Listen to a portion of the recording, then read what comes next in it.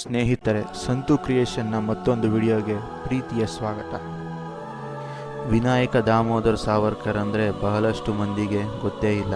ಆದರೆ V D Savarkar ಅಂದರೆ ಈ ದೇಶದ ಮಂದಿಗೆ ಬಹಳನೇ ಗೊತ್ತು. ಸಾವರ್ಕರ್ ವಿಷಯ ಬಂತು ಅಂದರೆ ಪರ ವಿರೋಧ ಚರ್ಚೆಗಳು ಹುಟ್ಟುಕೊಳ್ಳೋದು ಸಹಜ. ಸಾವರ್ಕರ್ ವಿಷಯ ಬಂತು ಅಂದರೆ ಮುಖ್ಯವಾಗಿ ಎಡಪಂಥೀಯ ಪಕ್ಷಗಳಿಗೆ ಮತ್ತು ಚಿಂತಕರಿಗೆ ಟಾನಿಕ್ ಇದ್ದಂತೆ. ಯಾವ ಸ್ವಾತಂತ್ರ್ಯ ಹೋರಾಟಗಾರರಿಗೂ ಇರದಂಥ ವಿರೋಧಗಳು ಸಾವರ್ಕರ್ಗೆ ಮಾತ್ರ ತೀವ್ರ ರೀತಿಯ ವಿರೋಧಗಳು ಉಂಟಾಗುತ್ತೆ.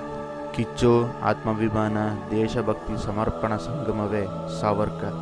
ಬ್ರಿಟಿಷರಿಗೆ ದಿಟ್ಟ ಸವಾಲು ಹಾಕಿ ತನ್ನ ಬದುಕನ್ನೇ ದೇಶಕ್ಕೆ ಸಮರ್ಪಿಸಿದ ವೀರ.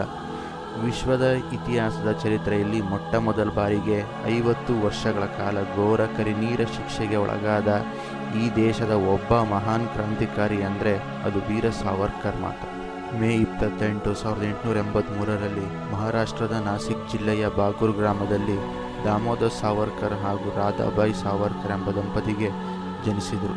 ಶಾಲಾ ದಿನಗಳಲ್ಲೇ ರಾಜಕೀಯ ಚಟುವಟಿಕೆಗಳ ಬಗ್ಗೆ ಆಸಕ್ತಿ ಹೊಂದಿದ್ದರು ಹಾಗೂ ರಾಜಕೀಯ ಚಟುವಟಿಕೆಗಳಲ್ಲಿ ತೊಡಗಿಕೊಂಡಿದ್ದರು. ಬಾಲಗಂಗಾಧರ ತಿಲಕರ ಸಂಪರ್ಕದಿಂದ ದೇಶದ ಸ್ವಾತಂತ್ರ್ಯದ ಚಿಂತನೆ ಮಾಡುತ್ತಿದ್ದರು. ಜೊತೆಗೆ ಬ್ರಿಟಿಷ್ ಆಡಳಿತದಿಂದ ತೀವ್ರ ಕೋಪಗೊಂಡಿದ್ದರು.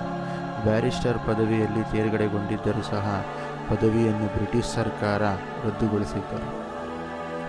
ಅಂಡಮಾನಿನ ಜೈಲಿನಲ್ಲಿ ಬಹುಪಾಲು ಜೀವನ ಕಳೆದ ಸಾವರ್ಕರ್ ವಿಶ್ವದ ಕ್ರಾಂತಿಕಾರಿ ಬರಹಗಾರರಾಗಿದ್ದರು. ಅವರು ಪ್ರಕಟಿಸುವ ಮೊದಲೇ ಬ್ರಿಟಿಷ್ ಸರ್ಕಾರ ಅದನ್ನು ಮುಟ್ಟುಗೋಲು ಹಾಕಿಕೊಳ್ಳುತ್ತಿದ್ದರು. ಇಷ್ಟೆಲ್ಲ ವಿರೋಧಗಳ ನಡುವೆ ದೇಶಭಕ್ತಿ ಮಾತ್ರ ಕಡಿಮೆಯಾಗಲೇ ಇಲ್ಲ. ಜೊತೆಗೆ ಭಾರತದ ವಿಭಜನೆಯನ್ನು ಕೊನೆಯ ತನಕ ತಡೆಯಲು ಪ್ರಯತ್ನಿಸುತ್ತಿದ್ದರು. 1906ರಲ್ಲಿ ಉನ್ನತ ಶಿಕ್ಷಣಕ್ಕೆ ಲಂಡನ್ಗೆ ಹೋದ ಸಾವರ್ಕರ್ ಫ್ರೀ ಇಂಡಿಯಾ ಎಂಬ ಸಂಘಟನೆಯನ್ನು ಸ್ಥಾಪಿಸಿ ಲಂಡನ್ನಲ್ಲಿ ಶಿಕ್ಷಣ ಪಡೆಯುತ್ತಿದ್ದ ಆದಿವಾಸಿ ಭಾರತೀಯರನ್ನು ಸಂಘಟಿಸಿ ಸಂಪೂರ್ಣ ಸ್ವಾತಂತ್ರ್ಯವೇ ಧ್ಯೇಯ ಎಂಬುದನ್ನು ಸಾರ್ತಾರೆ. ಸಾವರ್ಕರ್ ಉನ್ನತ ಶಿಕ್ಷಣಕ್ಕೆ ಹೋಗುವ ಮುಂಚೆ 1901ರಲ್ಲಿ ಯಮುನಾಬಾಯಿ ಅವರ ಜೊತೆ ಮದುವೆಯಾಗ್ತಾರೆ. ಪ್ರಭಾಕರ್, ಪ್ರಭಾತ್, ವಿಶ್ವಾಸ್ ಎಂಬ 3 ಜನ ಮಕ್ಕಳು ಜನಿಸ್ತಾರೆ. ಬ್ರಿಟಿಷರು ಸಿಪಾಯಿ ದಂಗೆ ಎಂದು ಬಿಂಬಿಸಿದ ಹೋರಾಟವನ್ನು ಭಾರತದ ಪ್ರಥಮ ಸ್ವಾತಂತ್ರ್ಯ ಸಂಗ್ರಾಮ 1857 ಎಂದು ಪುಸ್ತಕವನ್ನು ಪ್ರಕಟಿಸಿ ಇಡೀ ಜಗತ್ತಿಗೆ ಪ್ರಚಾರ ಮಾಡ್ತಾರೆ.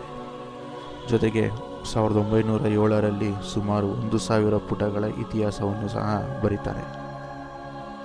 ಸಾವರ್ಕರ್ ಹಿಂಬಾಲಕ ಕ್ರಾಂತಿಕಾರಿ Madanlal Dhingra British ಸೈನ್ಯಾಧಿಕಾರಿ lord Curzon ವೆಲ್ಲಿಯನ್ನು ಲಂಡನ್ನಲ್ಲಿ ಹತ್ಯೆ ಮಾಡಿದಾಗ ಸಾವರ್ಕರ್ ಇವನನ್ನು ಬೆಂಬಲಿಸಿ ಹುತಾತ್ಮ ಹೋರಾಟಗಾರ ಎಂದು ಕರೆದಿದ್ದಾರೆ.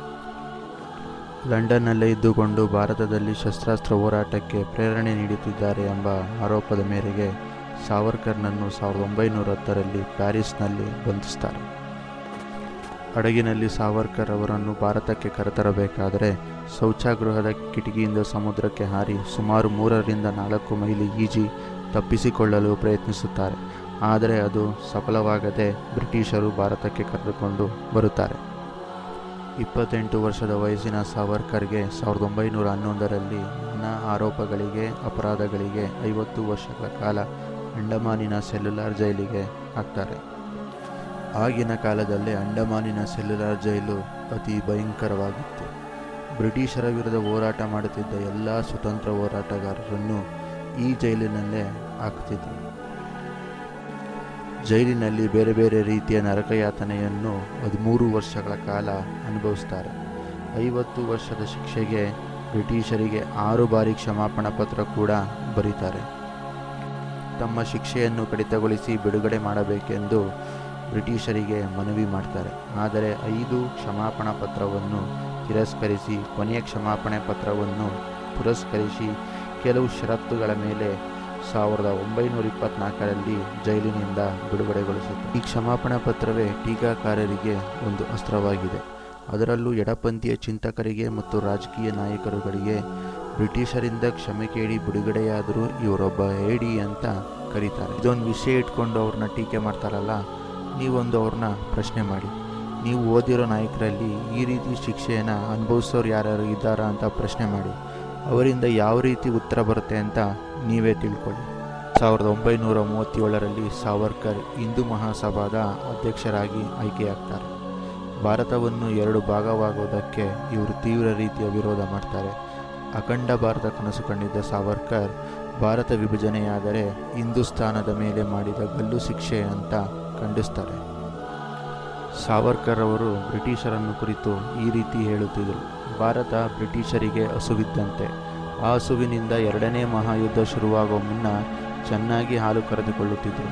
ಆದರೆ ಎರಡನೇ ಮಹಾಯುದ್ಧದ ಕೈ ಸುಟ್ಟುಕೊಂಡ ಬ್ರಿಟಿಷರಿಗೆ ಭಾರತ ತುಂಬಾ ಭಾರವಾಗುತ್ತಿತ್ತು ಎಂದು ಬ್ರಿಟಿಷರನ್ನು ಟೀಕಿಸುತ್ತಿದ್ದರು. ಗಾಂಧಿ ಹತ್ಯೆಯ ಸಂಚಿನಲ್ಲಿ ಸಾವರ್ಕರ್ ಭಾಗಿಯಾಗಿದ್ದರು ಅಂತ ರಾಜಕೀಯ ನಾಯಕರು ಮತ್ತು ಕಮ್ಯುನಿಸ್ಟರು ಆರೋಪ ಮಾಡಿದರು. ಈ ಆರೋಪ ಯಾಕೆ ಮಾಡಿದರು ಅಂದರೆ, ನಾಥುರಾಮ್ ಗೂಡ್ಸೆ ಹಿಂದೂ ಮಹಾಸಭಾದ ಸದಸ್ಯರು. ಸೈದ್ಧಾಂತಿಕ ವಿಚಾರಗಳಿಂದ ಗಾಂಧಿ ಸಾವರ್ಕರ್ ವಿಧವಾಗಿದ್ದಕ್ಕೆ ಗಾಂಧಿ ಹತ್ಯೆಯ ಮಾಸ್ಟರ್ ಮೈಂಡ್ ಎಂದು ಪಟ್ಟ ಕಟ್ಟಿ ಬಂಧಿಸಲಾಗುತ್ತೆ. ಆದರೆ ನ್ಯಾಯಾಲಯದಲ್ಲಿ ಈ ಆರೋಪ ಸಾಬೀತಾಗದೆ ಜೈಲಿನಿಂದ ಬಿಡುಗಡೆಯಾಗ್ತಾರೆ. ಸಾವರ್ಕರ್ ಎಂದಿಗೂ RSS ಸದಸ್ಯರಲ್ಲ. ಹಿಂದೂ ಮಹಾಸಭಾದ ಪ್ರಶ್ನಾತೀತ ನಾಯಕರು. ಹಿಂದೂ ರಾಷ್ಟ್ರವಾದವನ್ನು ಪ್ರತಿಪಾದಿಸಿದವರು. ಭಾರತದ ಭೂಮಿಯನ್ನು ಪುಣ್ಯಭೂಮಿ ಅಂತ ಕರೆದವರು. ಭಾರತ ಪುಣ್ಯಭೂಮಿ ಅಂತ ನಂಬಿರುವವರು ಎಲ್ಲ ಹಿಂದೂಗಳು ಅಂತ ಕರೆಯುತ್ತಿದ್ದರು. 1963ರಲ್ಲಿ ಸಾವರ್ಕರ್ ಪತ್ನಿ ಯಮುನಾಬಾಯಿ ತೀರಿಕೊಂಡ ನಂತರ ಅವರು ಒಬ್ಬಂಟಿಯಾಗ್ತಾರೆ. 13 ವರ್ಷಗಳ ಅಂಡಮಾನಿನ ಜೈಲು ಶಿಕ್ಷೆಯ ಪರಿಣಾಮ ವೃದ್ಧಾಪ್ಯದಲ್ಲಿ ಜಾಸ್ತಿನೇ ಕಾಡುತ್ತೆ. 1966ರಲ್ಲಿ ದೇಹತ್ಯಾಗಕ್ಕೆ ನಿರ್ಧರಿಸಿ ಅನ್ನ, ನೀರು, ಔಷಧ ಎಲ್ಲವನ್ನು ತ್ಯಜಿಸಿ ದೇಹತ್ಯಾಗವನ್ನು ಮಾಡುತ್ತಾರೆ. ಸಾಯೋ ಮುನ್ನ ಆತ್ಮಹತ್ಯೆಯಲ್ಲ ಆತ್ಮಾರ್ಪಣೆ ಎಂಬ ಲೇಖನವನ್ನು ಬರೆದಿದ್ದರು. ಜೀವನದ ಗುರಿ ಮುಗಿದ ಮೇಲೆ ಸಮಾಜಕ್ಕೆ ಕೆಲಸ ಮಾಡುವ ಶಕ್ತಿ ಇಲ್ಲ ಅಂದ ಮೇಲೆ ಬದುಕನ್ನು ಅಂತ್ಯಗೊಳಿಸುವುದೇ ಒಳ್ಳೆಯದು ಎಂದು ನಂಬಿದ್ರು. ಇದು ವೀರ್ ಸಾವರ್ಕರ್ ಬಗ್ಗೆ ಪುಟ್ಟ ಮಾಹಿತಿ. ಈ ವಿಡಿಯೋ ನಿಮಗೆ ಇಷ್ಟ ಆದರೆ ಲೈಕ್ ಮಾಡಿ, ಶೇರ್ ಮಾಡಿ, ಹಾಗೆ ನಮ್ಮ ಚಾನಲ್ನ ಸಬ್ಸ್ಕ್ರೈಬ್ ಮಾಡಿ. ನೆಕ್ಸ್ಟ್ ವಿಡಿಯೋದಲ್ಲಿ ಸಿಗೋಣ. ನಮಸ್ತೆ.